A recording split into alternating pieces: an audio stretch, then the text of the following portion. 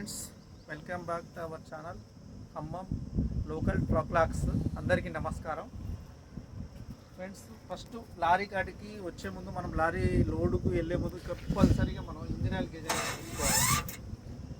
Engine oil gauge చూసుకుంటే మనకు doubt ఉండదు.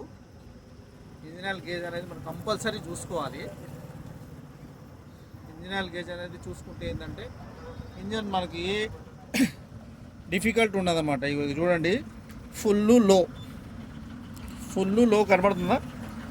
ఫుల్ లోలో మనకి ఫుల్ లో ఈ మధ్య గీత వరకు అయితే కరెక్ట్గా ఉండాలా. కొంచెం కిందికి ఉండొద్దు, పైకి ఉండొచ్చు. ఇక్కడ వరకు ఉండొచ్చు ఫ్రెండ్స్. ఇక్కడ వరకు ఫుల్ లోకి మధ్యలో ఉన్న గీత ఇటు పక్కకే ఉండాలి, కానీ కింది పక్కకు ఉండకూడదు ఫ్రెండ్స్.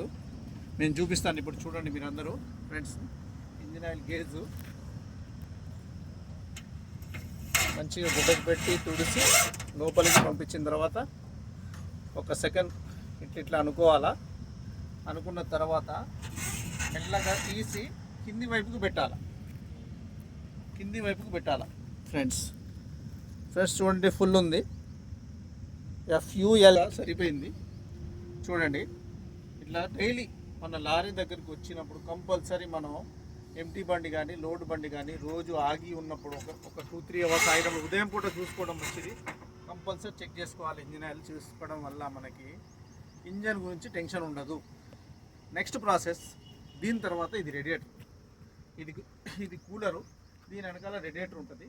ఈ ట్యాంక్ చూడండి ఫ్రెండ్స్, ఈ ట్యాంక్ చూడండి. దీంట్లో వాటర్ ఉంటుంది. కంపల్సరీ మనం పైకి వెళ్ళి వాటర్ చెక్ చేద్దాం. ఇప్పుడు వాటర్ ఎంత ఉంది, వాటర్ కూడా కంపల్సరీ చెక్ చేసుకోవాలి ఫ్రెండ్స్. లేకపోతే బండికి engine oil water compulsory check చేసుకోవాలి. మెయిన్ అనమాట. ఇది పెద్ద పనులు పెడుతుంది అనమాట. కంపల్సరీ చూసుకోవాలా. రండి, మీరు చూపిస్తారండి.